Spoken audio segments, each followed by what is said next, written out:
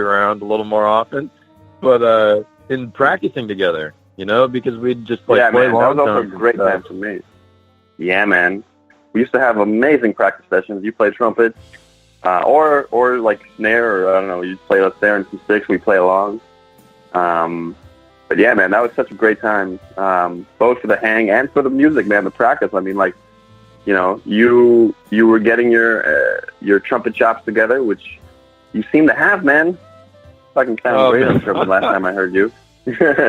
But yeah, we were, the inquisitive guy you were like, dude, show me this, show me that. What have you been practicing? What's this thing? What's this thing? And we would and they're all things that, I can do, and everyone can do all day, every day, and just get better. So I was like, dude, let's do these. Let's do these. Let's do these.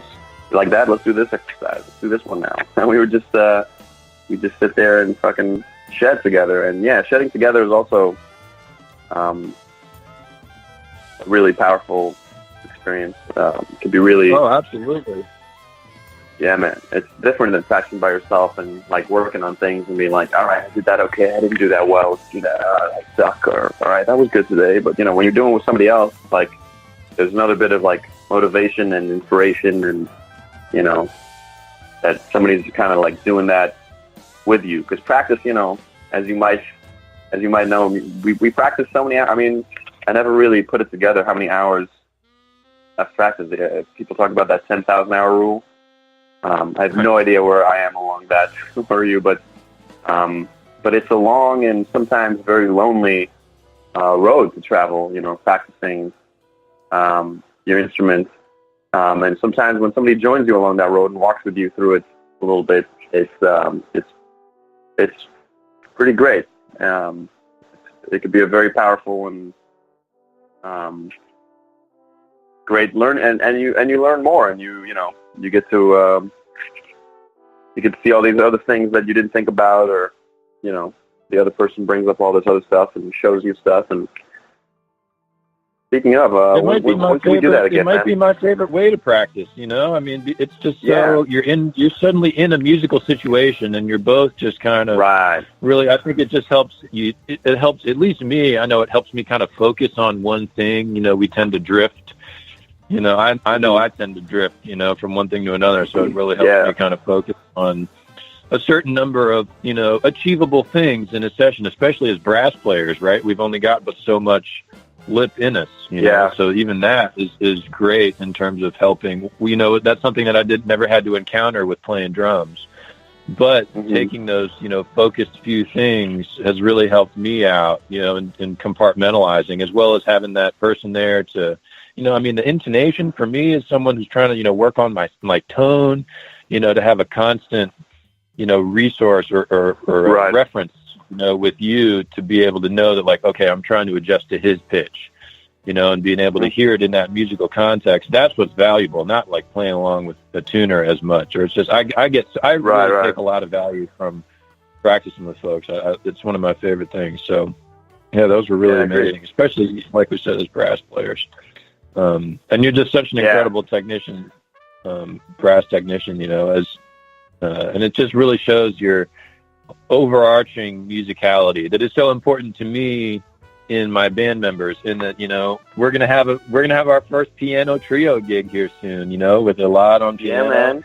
It's going to be right after our, album release shows. We're doing a small, trio gig at Port City Brewing in Alexandria, where Elad is going to play keys. He's a more than capable piano player. In fact, that's how we met. I didn't even know you played trombone at first. We were in that rhythm section class. I'm like, wait, this guy's got a trombone on his back. What's he doing here? But that's just such a, again, especially such an instrument like piano just gives you such a better understanding for the music as a whole, which I place a really high value on as well.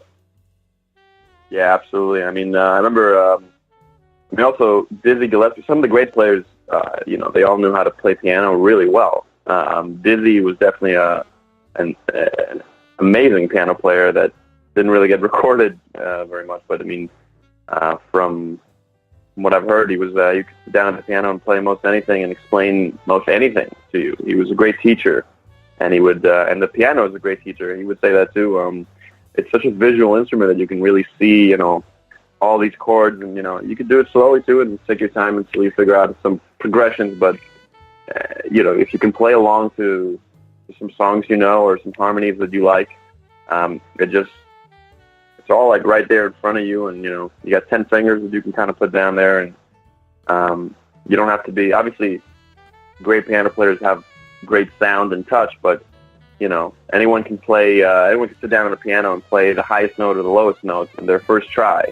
Whereas on trombone or a trumpet, it doesn't quite work that way. It takes some time, That's an amazing comparison. but the piano, it's just, there's obviously different levels of it, but everyone can just kind of sit down and make a little bit of music with a little bit of knowledge, a little bit of, and you just keep growing that knowledge, and you learn a little bit more about chords and how they're built up and how little things move around, and you can start playing some stuff on piano, and it's pretty exciting. Whereas sometimes, trombone, it takes several months until you have some kind of decent-ish sound, and you can start playing some melodies in tune. I've taught some beginner trombone players, and it's not quite like teaching beginning piano players, So yeah, the piano is just one of those amazing instruments that you too, man, have gotten pretty good at. Well, let me tell you, you and as well as our friend John really were inspiring to me to get on my piano, and that was really a big focus for me when I was at grad school. Like, to be honest, I didn't practice much drums. Like, the majority of my time was really spent at the piano trying to get next to it. So because I saw the benefits that you were able to reap in your playing, or I wanted to be able to do that, where you can really just sit down and play something. And I'm so glad that I did, and I appreciate so much, your inspiration for that, because without it, I wouldn't have been able to put any of the music together for this record, that's all the music that I put together was me sitting down at a piano and hacking it out, and putting it on paper. You wrote some great stuff, man. I'm glad you sat down at the piano, man. Man, and so let's listen to some of that. Let's listen to Elad, and this is going to be his solo on the title track of the album. Love is a Song Anyone Can Sing. I hope you all enjoy this. He definitely took one of my most favorite solos, and it was a very spirited approach. It really captured sort of the joy that this song is meant to convey. So here's Elad playing on Love is a Song Anyone Can Sing.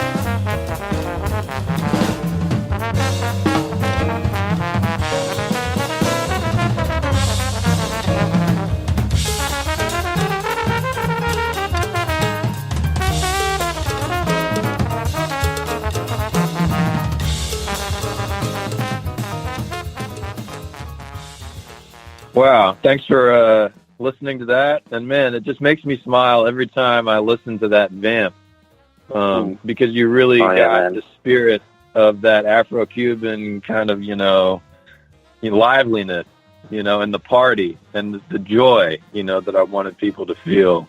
when they heard it. So yeah, man. I mean, I just felt like all that party, that joy, that wave of that groove is just like wafting over me. During in this band in that session, it was just. I mean, that whole session, I felt like I was pretty much floating in this like incredible sea of swing and groove and good vibes, and just like, I mean, we all, like, from the first moment in the studio, just like all were on the same page and locked in, and like the first take of the first thing we recorded was killing, man.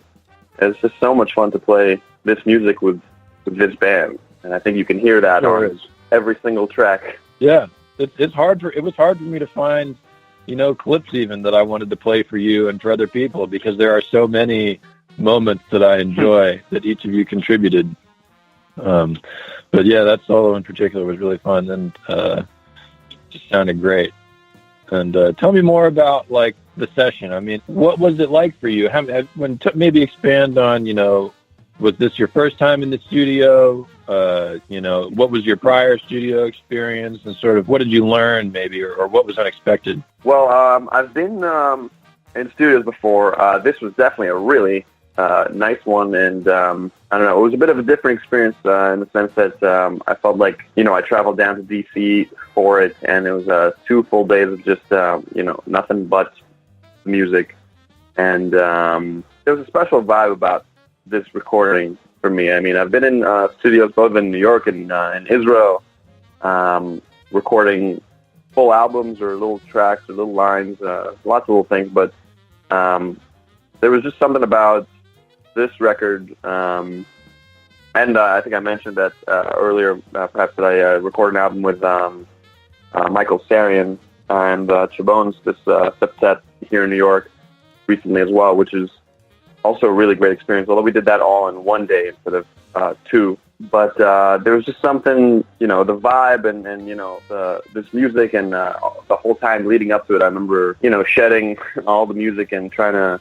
make sure everything is like at 120% for the recording, and being a little nervous about it, obviously. I mean, which I think is good. I'm sure everyone was a little nervous, even the more experienced guys, because it's always being recorded when you're improvising and doing something kind of supposed to be more in the spirit of the moment. Has always had something that, I mean, at least for me, I guess I'll speak for myself, is always kind of like, oh man, I better have some good things to say that day. But when we got to the studio, all that just kind of disappeared, and it was just such a great vibe. I mean, from everyone. I mean, I remember at first take, Charles Owens, the tenor saxophonist in the band, was sitting right across from me. And first take that we played, and like the end of it, or maybe the end of John's solo, my solo, I don't remember. Somebody took a solo, and at the end of it, not Charles, but at the end of it, Charles was just like, very silently, because we're still recording, he was like celebrating. He was like, yeah, man, that was so killing, and just like getting, he's like, he's been around, and that's kind of like, this, because this band also has such a great mix of like younger, I suppose, and more seasoned vets like Charles. And just like on that first take, song that we played in the studio, the enthusiasm and like the positive, vibes that he was just like sending along, just made everything immediately like, all right, this is easy, this is fun, this is what we need to be doing. This album needs to get recorded, And it was just those 2 days were really incredible, special, fun, more than any other recording session I've done up to date. Perhaps our second album will be even more fun. Right. I'm glad you're thinking that. I'm glad you're thinking about that already. That's for sure. Yeah, man. But you're so right in that it just had such a positive atmosphere, and that like we do have a really awesome blend. You, myself, and the bass player Chris Monson are all kind of the younger cats, and then we've got John, the most senior OG in the band. I mean, a truly unsung hero of jazz. Mm-hmm. Yeah, man. And then Charles, obviously, the New York seasoned veteran, and that's almost the element. And Alan Johnson, of course. I mean, maestro on the piano. Whew. And that's almost the element that the three of them were able to bring to the studio that I appreciated the most, because I don't have as much experience, perhaps even as you. This was my first, like, full, session. I'd done, like, smaller things, but I definitely was nervous. And the things, that Charles did, that Alan did, that John did, as well as Mike, you know, the engineer at Bias, to just help everybody relax, to help me relax, you know, and just reminding me that this is fun and that, you know,